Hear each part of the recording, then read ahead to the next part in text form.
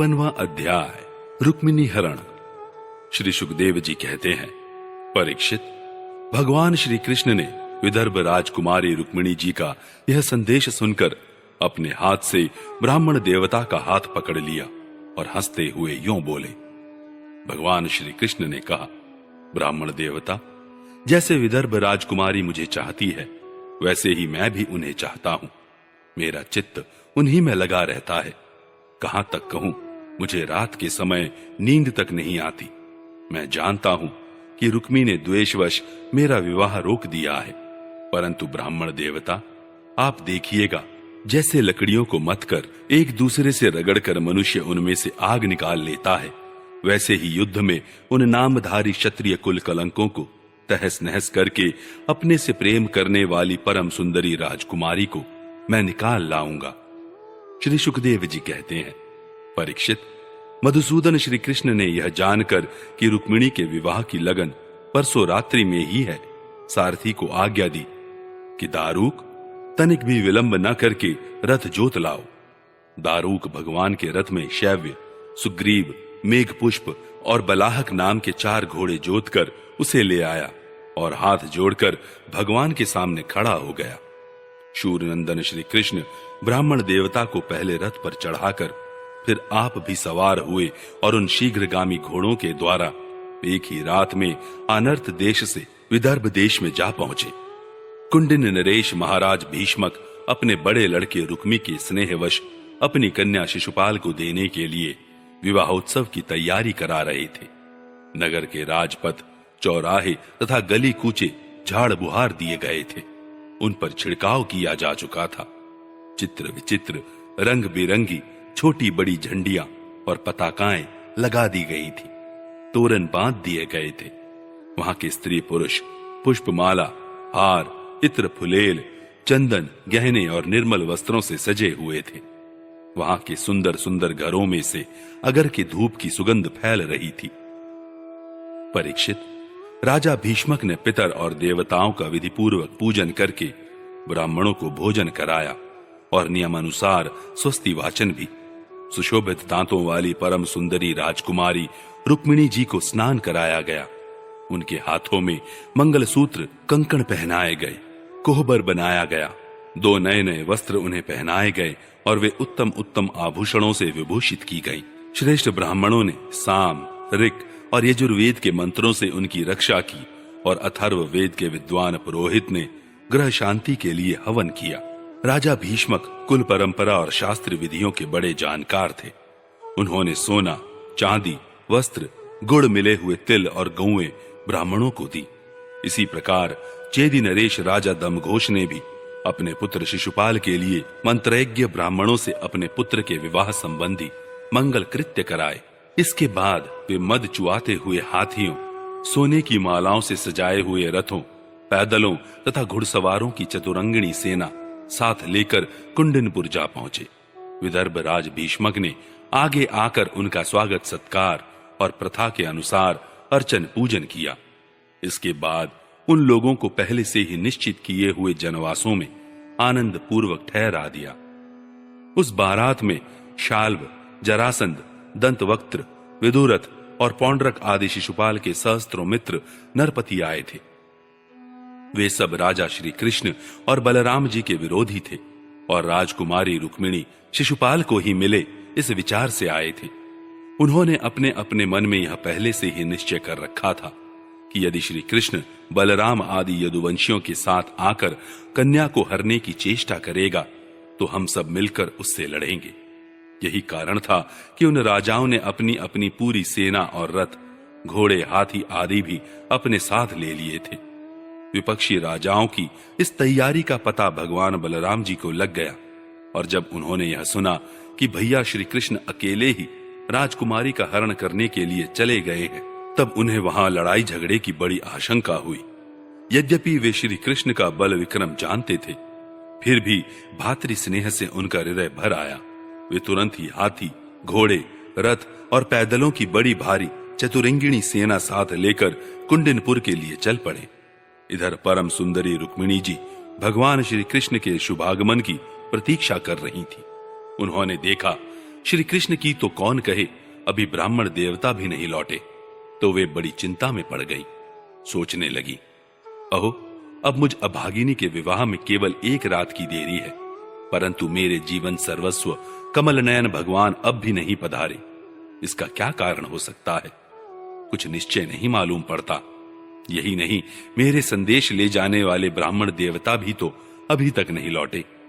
इसमें संदेह नहीं कि भगवान श्री कृष्ण का स्वरूप परम शुद्ध है और विशुद्ध पुरुष ही उनसे प्रेम कर सकते हैं। उन्होंने मुझ में कुछ न कुछ बुराई देखी होगी, तभी तो मेरा हाथ पकड़ने के लिए, मुझे स्वीकार करने के लिए उद्यत होकर वे यहां नहीं पधार रहे हैं। ठीक है, मेरे भाग्य ही मंद है। विधाता और भगवान शंकर भी मेरे अनुकूल नहीं जान पड़ते। यह भी संभव है कि रुद्र पत्नी गिरिराज कुमारी सती पार्वती जी मुझसे अप्रसन्न हो। परीक्षित, रुक्मिणी जी इसी उधेड़ बुन में पड़ी हुई थीं।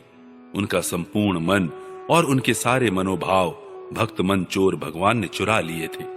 उन्होंने उन्हीं को सोचते सोचते अभी समय है ऐसा समझकर अपने आंसू भरे नेत्र बंद कर लिए। परीक्षित, इस प्रकार रुक्मिणी जी भगवान श्री कृष्ण के शुभागमन की प्रतीक्षा कर रही थी।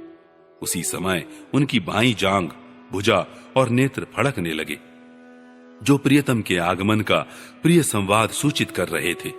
इतने में ही भगवान श्री कृष्ण के भेजे हुए वे ब्राह्मण देवता आ गए और उन्होंने अंतःपुर में राजकुमारी रुक्मिणी को इस प्रकार देखा मानो कोई ध्यानमग्न देवी हो। सती रुक्मिणी जी ने देखा ब्राह्मण देवता का मुख प्रफुल्लित है, उनके मन और चेहरे पर किसी प्रकार की घबराहट नहीं है। वे उन्हें देखकर लक्षणों से ही समझ गईं कि भगवान श्री कृष्ण आ गए। फिर प्रसन्नता से खिलकर उन्होंने ब्राह्मण देवता से पूछा। तब ब्राह्मण देवता ने निवेदन किया कि भगवान श्री कृष्ण यहां पधार गए हैं और उनकी भूरी भूरी प्रशंसा की। यह भी बतलाया कि राजकुमारी जी, आपको ले जाने की उन्होंने सत्य प्रतिज्ञा की है। भगवान के शुभागमन का समाचार सुनकर रुक्मिणी जी का हृदय आनंदातिरेक से भर गया। उन्होंने इसके बदले में ब्राह्मण के लिए भगवान के अतिरिक्त और कुछ प्रिय न देखकर उन्होंने केवल नमस्कार कर लिया, अर्थात जगत की समग्र लक्ष्मी ब्राह्मण देवता को सौंप दी। राजा भीष्मक ने सुना कि भगवान श्री कृष्ण और बलराम जी मेरी कन्या का विवाह देखने के लिए उत्सुकतावश यहां पधारे हैं। तब तुरही भेरी आदि बाजे बजवाते हुए पूजा की सामग्री लेकर उन्होंने उनकी अगवानी की और मधुपर्क, निर्मल वस्त्र तथा उत्तम उत्तम भेंट देकर विधि पूर्वक उनकी पूजा की। भीष्मक जी बड़े बुद्धिमान थे। भगवान के प्रति उनकी बड़ी भक्ति थी। उन्होंने भगवान को सेना और साथियों के सहित समस्त सामग्रियों से युक्त निवास स्थान में ठहराया और उनका यथावत आतिथ्य सत्कार किया।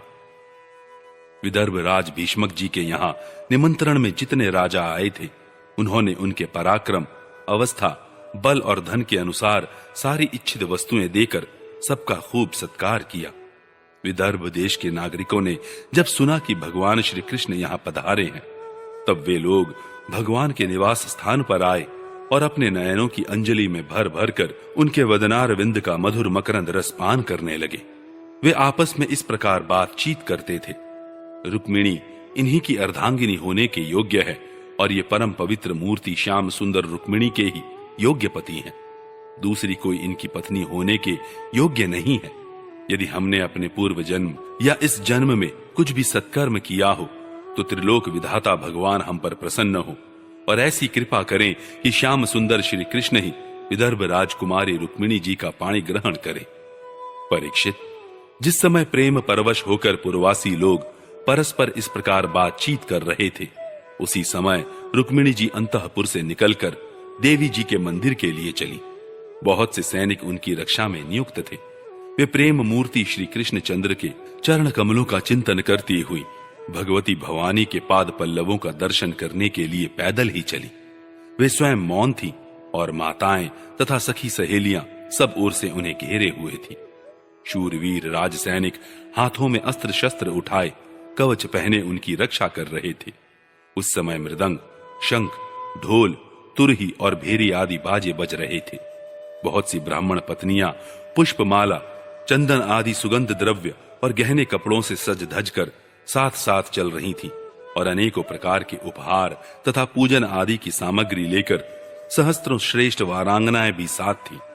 गवैये गाते जाते थे, बाजे वाले बाजे बजाते चलते थे और सूत, मागध तथा वंदीजन दुल्हन के चारों ओर जय जयकार करते विरद बखानते जा रहे थे।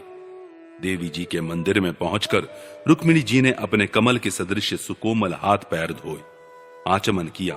इसके बाद बाहर भीतर से पवित्र एवं शांत भाव से युक्त होकर अंबिका देवी के मंदिर में प्रवेश किया। बहुत सी विधि विधान जानने वाली बड़ी बूढ़ी ब्राह्मणियां उनके साथ थीं। उन्होंने भगवान शंकर की अर्धांगिनी भवानी को और भगवान शंकर जी को भी रुक्मिणी जी से प्रणाम करवाया। रुक्मिणी जी ने भगवती से प्रार्थना की, अंबिका माता, आपकी गोद में बैठे हुए आपके प्रिय पुत्र गणेश जी को तथा आपको मैं बार बार नमस्कार करती हूँ। आप ऐसा आशीर्वाद दीजिए कि मेरी अभिलाषा पूर्ण हो। भगवान श्री कृष्ण ही मेरे पति हो। इसके बाद रुक्मिणी जी ने जल, गंध, अक्षत, धूप, वस्त्र, पुष्पमाला, हार, आभूषण, अनेकों प्रकार के नैवेद्य, भेंट और आरती आदि सामग्रियों से अंबिका देवी की पूजा की। तदनंतर इन सामग्रियों से तथा नमक, पुआ, पान, कंठ सूत्र, फल और ईख से सुहागिन ब्राह्मणियों की भी पूजा की। तब ब्राह्मणियों ने उन्हें प्रसाद देकर आशीर्वाद दिए और दुल्हन ने ब्राह्मणियों और माता अंबिका को नमस्कार करके प्रसाद ग्रहण किया। पूजा अर्चा की विधि समाप्त हो जाने पर उन्होंने मौन व्रत तोड़ दिया और रत्न जटित अंगूठी से जगमगाते हुए कर कमल के द्वारा एक सहेली का हाथ पकड़कर वे गिरिजा मंदिर से बाहर निकली। परीक्षित, रुक्मिणी जी भगवान की माया के समान ही बड़े बड़े धीर वीरों को भी मोहित कर लेने वाली थी। उनका कटिभाग बहुत ही सुंदर और पतला था। मुखमंडल पर कुंडलों की शोभा जगमगा रही थी। वे किशोर और तरुण अवस्था की संधि में स्थित थी। नितंब पर जड़ाऊ करधनी शोभायमान हो रही थी। वक्षस्थल कुछ उभरे हुए थे और उनकी दृष्टि लटकती हुई अलकों के कारण कुछ चंचल हो रही थी। उनके होठों पर मनोहर मुस्कान थी। उनके दांतों की पात थी तो कुंदकली के समान परम उज्जवल, परंतु पके हुए कुंदरू के समान लाल लाल होठों की चमक से उस पर भी लालिमा आ गई थी। उनके पांवों के पायजेब चमक रहे थे और उनमें लगे हुए छोटे छोटे घुंघरू रुंझुन रुंझुन कर रहे थे। वे अपने सुकुमार चरण कमलों से पैदल ही राजहंस की गति से चल रही थी। उनकी वह अपूर्व छवि देखकर वहां आए हुए बड़े बड़े यशस्वी वीर सब मोहित हो गए। कामदेव ने ही भगवान का कार्य सिद्ध करने के लिए अपने बाणों से उनका हृदय जर्जर कर दिया। रुक्मिणी जी इस प्रकार इस उत्सव यात्रा के बहाने मंद मंद गति से चलकर भगवान श्री कृष्ण पर अपना राशि राशि सौंदर्य निछावर कर रही थी। उन्हें देखकर और उनकी खुली मुस्कान तथा लजीली चितवन पर अपना चित्त लुटाकर वे बड़े बड़े नरपति एवं वीर इतने मोहित और बेहोश हो गए कि उनके हाथों से अस्त्र शस्त्र छूटकर गिर पड़े और वे स्वयं भी रथ, हाथी तथा घोड़ों से धरती पर आ गिरे। इस प्रकार रुक्मिणी जी भगवान श्री कृष्ण के शुभागमन की प्रतीक्षा करती हुई अपने कमल की कली के समान सुकुमार चरणों को बहुत ही धीरे धीरे आगे बढ़ा रही थी। उन्होंने अपने बाएं हाथ की अंगुलियों से मुख की ओर लटकती हुई अलकें हटाईं और वहां आए हुए नरपतियों की ओर लजीली चितवन से देखा। उसी समय उन्हें श्याम सुंदर भगवान श्री कृष्ण के दर्शन हुए।